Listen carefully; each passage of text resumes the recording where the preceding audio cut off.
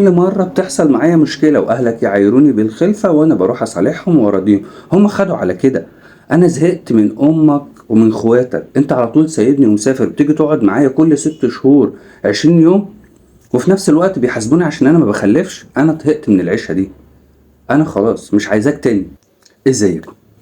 انا شاب ومسافر بره ودخلت على 30 سنة. للأسف أنا قلت لأهلي يشوفوا لي عروسة زي أي حد من الناس المقتربين عندي، وقلت عشان خاطر أنا فعلا ما عنديش الوقت، أنا بنزل أجازة 20 يوم فمش هلحق إن أنا أدور فيها على عروسة.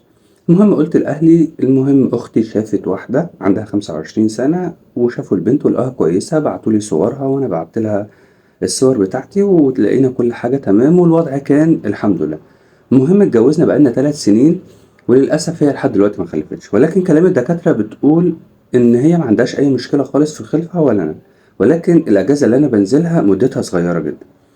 مش عايز أقول لكم بقى إن أنا لما بسافر أمي وإخواتي بيعملوا مشاكل مع مراتي لا تعد ولا تحصى، وكان كل مرة بتتخانق كانت بتصالحهم وتراضيهم، ولكن المرة الأخرانية كان كل مرة بيتخانقوا معاها كانوا بيجيبوا لها سيرة الخلفة، ولكن آخر مرة شدوا جامد معاها وقالوا لها كلام قاسي جدا. المهم ردت عليهم بكلام الدكاترة، بس كان صوتها عالي. طبعا هي اتخانقت معاهم جامد، وانا كلمت مراتي وقلت لها لا اعتذر لهم وبوس دماغهم وقول لهم ما تزعلوش وراضيهم. المهم ان الشيف دماغها جامد المرة دي وقالت لا انا مش هصالح حد، انا كل مرة انا بصالح، انا هروح عند عمتي. المهم هي راحت عند عمتها، ابوها وامها متوفيين ومفيش غير عمتها هي اللي مربياها، وطبعا هي عمتها كبيرة في السن وبناتها كلهم متجوزين. فطبعا انا لقيت ان الموضوع شد جامد، كلمتها وقلت لها يا بنت الناس ما ينفعش، لازم تراضي امي، هخليكي تنتصري على امي مثلا يعني انت ترضيها؟ قالت لا طبعا ما ينفعش، ان يعني امك تمد ايديها عليا وتضربني.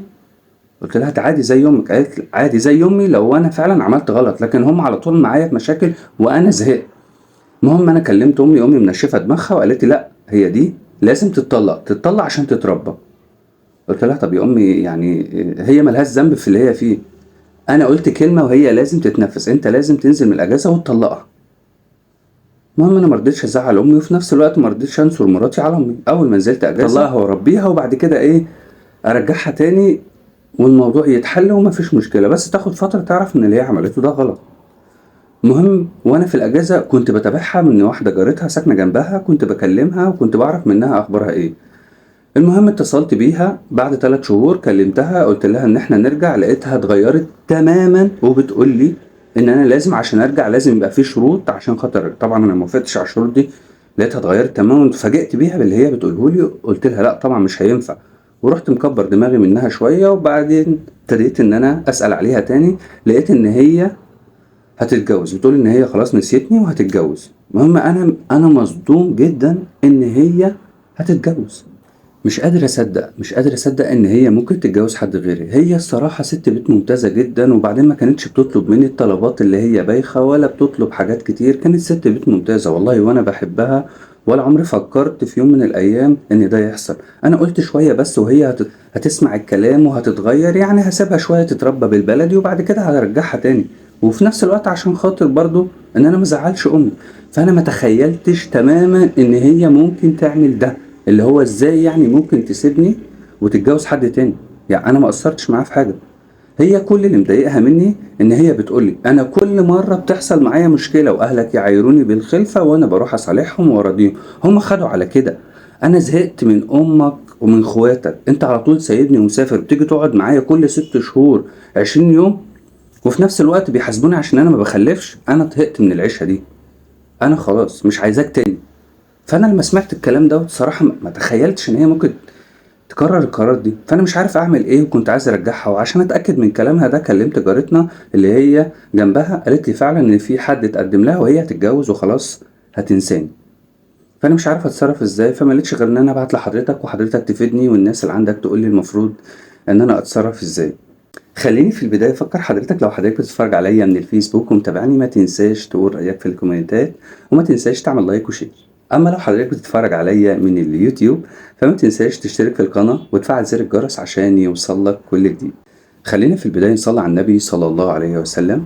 كل اللي انت فيه ده سببه ان انت ما عملتش كرامة لمراتك، ولا قدرت تعمل حدود بين معاملة أمك، ولا ان انت تراضيها، ولا خلينا نقول ان انت عايز تبر والديك، ولا في نفس الوقت انت ما حفظتش كرامة مراتك. انت بتقول كل مرة كانت امي واخواتي بيعملوا معاها مشاكل وبيدوسوا على اكتر حاجة بتوجعها ان هي ما بتخلفش، رغم ان هي ملهاش اي ذنب في اللي بيحصل لها دوت، ودي حاجة بتاعت ربنا. وخلينا نقول ان الدكاترة بتقول ان هي ما عندهاش حاجة. التأثير منك ان انت اجازتك بتنزل 20 يوم، فممكن يكون ده مش وقت مناسب، ان ممكن يكون في خلفة. اكيد حضرتك فاهم ده، والناس اللي بتتابعني فاهمة الكلام ده. إيه المشكلة لما تاخد اجازة شهر من شغلك يا سيدي، بمرتب او بدون مرتب او اي حاجة، بس انت تنزل ربنا يكرمك وتخلف. لكن انت للاسف انت ما عرفتش تحافظ على مراتك ولا تعمل لها كرامه. فانت بتقول ان انا سبتها بس عشان خاطر تتربى، للاسف هي اللي ربتك، هي اللي عرفت تربيك، انت ما عرفتش تحافظ عليها ولا تصونها. فكان من الطبيعي جدا ان شايفه جوزها بيهينها ومخلي اهله ياكلوا فيها اكل. عايزه ترجع تاني لنفس اللي كان بيحصل لها وتبوس الايدين وتعتذر؟ يعني انت حط نفسك مكانها كده، انت بتتهان وبتتبهدل وبتروح كل شويه تصالح الناس دي وبتبوسها. هتستنى ايه؟ رحم الله امرئ عرف قدر نفسه. هي مقدارها كده خلاص، مش قادره تستحمل كده، هي عايشه في الدنيا دي، المفروض ان انت تكون سندها. وبعدين انت بتقول ان ابوها وامها متوفيين وهي عايشه عند عمتها، يعني المفروض انت كل حاجه بالنسبه لها، انت سندها وانت اخوها وانت امها. هي ما لقتش ده، ما لقتش ان فعلا ان انت هتقدر تعوضها عن اللي هي محرومه منه، ولكن كانت عايشه في اهانه وذل. كانت بتروح تصالح وتبوس وتراضي، وصلت ان امك تمد ايديها عليها؟ ده ازاي يعني؟ يعني لو امك دي فعلا ست، يعني ربنا يهدي، كانت على الاقل ان هي قدرت تحافظ عليها وتعتبرها زي بنتها، تعوضها بحنان الام. ولكن للاسف في حموات كده، يعني ربنا يهدي الناس. فكل اللي انا عايز اقوله لك ان انت ما صنتش بقى النعمه اللي كانت معاك، زي ما انت بتقول ان هي ست بيت محترمه وست بيت كويسه وشاطره جدا وما بتطلبش طلبات زي الستات، ولكن انت فعلا ابسط حاجه خالص ان ربنا يرحم كل ست من امثالك. ده ابسط حاجه اقولها لك، وده ابسط رد، لان في ناس كده فعلا، مش هقول لك ما بتعرفش قيمه النعمه، لا هي فعلا عينيها بتبقى معميه ان في خير كتير هي عايشه فيه ونعمه، ولكن للاسف بتبقى معميه من الجحود والظلم. خليني اقول لك ان امك يعني تتقي ربنا في بنات الناس، وفي نفس الوقت انت تراعي ربنا في بنت الناس اللي هتاخدها، وربنا يكرم اللي كانت مراتك اللي هي طليقتك بالافضل والاحسن عشان يعوضها من اللي هي كانت فيه. واكيد الناس هتقول رايها في الكومنتات، وانا هتابع كل الكومنتات.